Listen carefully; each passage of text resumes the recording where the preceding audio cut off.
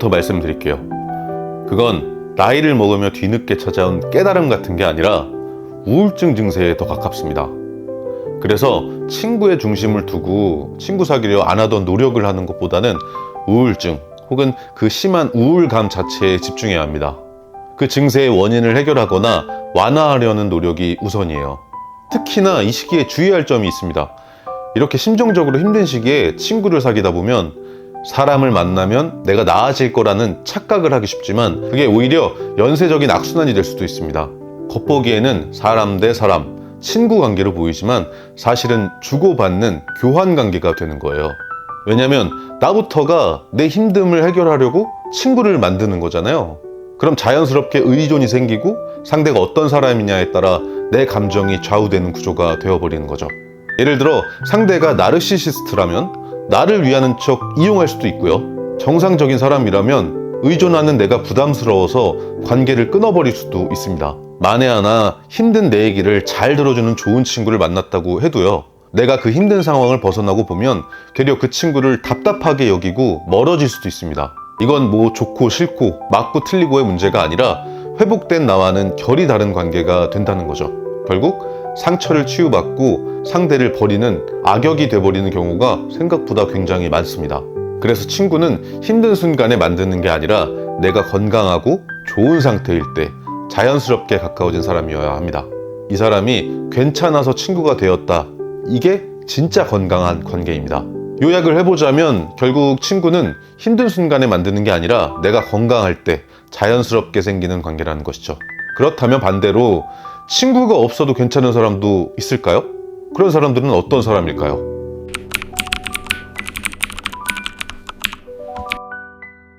괜찮습니다. 오히려 친구가 꼭 필요하다는 생각이 강할수록 불안정한 상태일 수 있어요. 친구가 없어도 잘 사는 사람들의 공통점은 딱 하나입니다. 혼자 있을 수 있는 능력. 이 안에는 많은 것을 담고 있는데요. 혼자 있어도 불안하지 않고 남의 시선 없이 자기 감정과 시간을 관리할 수 있는 사람이라는 것입니다. 사람을 만나야만 안정되는 건 정서적 의존이에요. 반대로 혼자 있어도 안정된다면 그건 독립적인 것이죠. 그리고 이건 성격의 문제가 아니라 훈련된 정서적 근육 같은 거예요. 혼자 책을 읽거나 산책을 하거나 그림을 그리거나 자기 내면을 돌보는 시간이 많을수록 그 힘이 커집니다. 결국 친구가 없다는 건 관계의 결핍이 아니라 나의 내면이 조용하다는 신호일 수 있다는 것이죠. 그 조용함을 두려워하지 말고 익숙해지면 비로소 누구와 있어도 흔들리지 않는 단단함이 생깁니다. 요약해보면 진짜 외로움은 사람이 없어서가 아니라 나의 내면이 비었을 때 생긴다는 것인데요. 근데 많은 사람들은 어른이 되면서 굉장히 궁금해하는 게 있어요. 왜 나이가 들수록 친구가 줄어드는 걸까?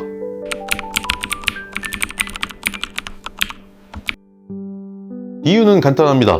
우리가 어릴 때 친구를 만드는 이유와 지금의 우리가 관계를 유지하는 이유가 달라졌기 때문입니다. 어릴 땐 동네 친구, 학교 친구, 학원 친구 이런 소속감 안에서 관계가 만들어졌습니다. 같은 공간 안에 있으니까 그 관계가 유지됐던 거죠. 그런데 성인이 되면 그 소속감이 사라집니다. 이사가 될 수도 있고요. 직장을 옮기거나 결혼 같은 삶의 무대가 달라지면서 가치관도 분화됩니다. 결국 예전 친구들은 환경이 달라져서 멀어지고 새 친구들을 만날 기회는 점점 줄어드는 것이죠. 또 이런 게 있어요. 한 사람이 감당할 수 있는 관계의 수는 제한되어 있다는 건데요. 새 인연이 들어오면 낡은 인연이 자연스럽게 밀려난다는 것이죠. 이건 잘못됐거나 배신하는 게 아니라 뇌가 관계를 정리하는 자연스러운 과정입니다. 결국 친구가 줄어든다는 건 인생의 정리이지 손실이나 고립이 아니라는 겁니다. 다시 말해 관계가 줄어드는 건 외로움이 아니라 성숙의 과정이라는 것이죠. 그럼 이번엔 반대로 이런 경우도 있어요. 친구가 많은데 오히려 힘들고 외로운 거죠. 이건 왜 그럴까요?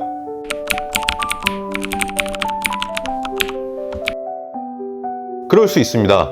주변에 사람이 많다 하면 흔히 인싸 성향으로 묶지만 그 안에서도 여러 유형이 있죠. 아싸라는 표현에도 워낙에 혼자 있기를 편안해하는 사람도 있고 타의적으로 혼자가 되어서 힘든 사람들도 있듯이 보여지는 것과 실제 느끼는 건 전혀 다를 수 있습니다. 친구가 많은데 힘든 사람은 크게 세 가지로 볼 수 있어요. 첫 번째, 혼자 있지 못한다. 이건 단순히 외로워서 힘들다가 아니에요. 정서적으로 자립이 미숙한 상태라는 겁니다. 혼자 있으면 머릿속이 복잡하고 타인과 함께 있을 때만 안정이 되는 거죠. 항상 연락하고 SNS 확인하고 소리나 대화 같은 외부 자극이 계속 필요해요. 그 안에서 나는 인정받아야만 괜찮은 사람이다라는 확신을 얻습니다.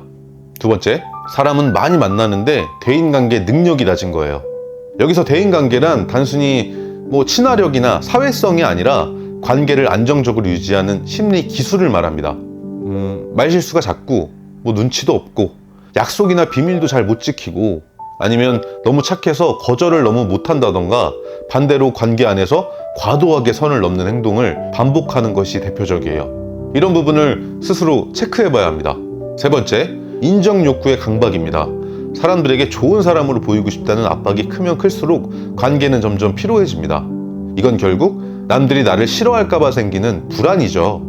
그래서 주변에 사람은 많은데 늘 관계가 불안정하고 단기적으로 끊어지는 겁니다. 이럴 때 필요한 해결책은 저 사람이 왜 날 싫어할까가 아니라 나는 어떤 패턴으로 관계를 망치고 있을까를 한번 들여다보는 겁니다.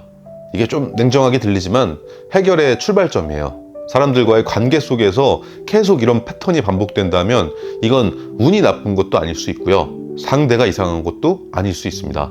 대부분은 자기 패턴을 잘 몰라서 반복되는 거죠. 그럼 어떻게 해야 될까요? 첫 번째 방법은 자기를 객관적으로 관찰해 보는 거예요. 이를테면 일기를 써보는 거죠. 그리고 다음날 감정이 다 가라앉은 뒤에 그 일기를 다시 읽어보는 겁니다. 내 감정이 올라와 있을 그 순간은 몰랐던 내 말투, 태도, 뉘앙스가 보입니다. 어제 나는 이게 괜찮다고 생각했는데 감정이 가라앉은 오늘 보니 상대 입장에서는 어땠을까? 이런 질문이 핵심이에요. 또 다른 방법은 대화할 때 녹취를 해놓고 마찬가지로 다음날 들어보는 거예요. 감정을 가라앉히고 다음날 들어보면 내가 상대를 얼마나 몰아붙였는지 혹은 얼마나 방어적이었는지를 알 수 있게 됩니다. 이건 자기 비판을 하자는 게 아니라 자기를 파악하자는 거예요. 두 번째는 쉽습니다.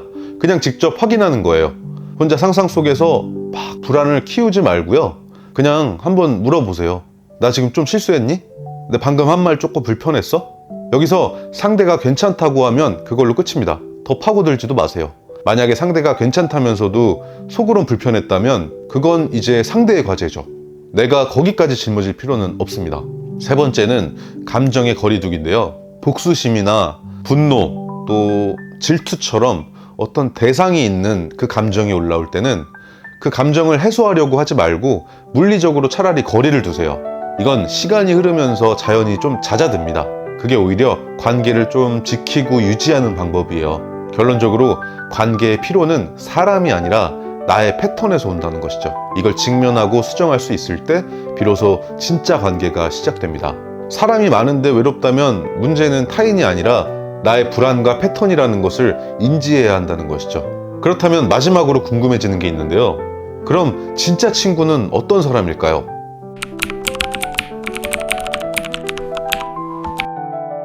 굉장히 많은 사람들이 착각해요.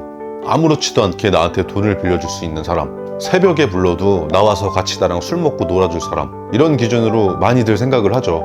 하지만 진짜 친구는 외부 조건이 아니라 나의 감정 상태로 구분해야 됩니다. 그냥 같이 있을 때 편하고 즐거운 사람, 그게 진짜 친구예요. 무작정 친구는 많을수록 좋은 것도 아니고요. 적다고 나쁜 것도 아닙니다. 나에게 맞는 속도로, 맞는 깊이로 이어지는 관계가 좋은 친구 관계라는 것이죠. 그리고 그 친구는 사실 평생 한 사람일 필요도 없습니다. 내가 어떤 단계에 있느냐에 따라 바뀌어도 이상한 게 아니에요.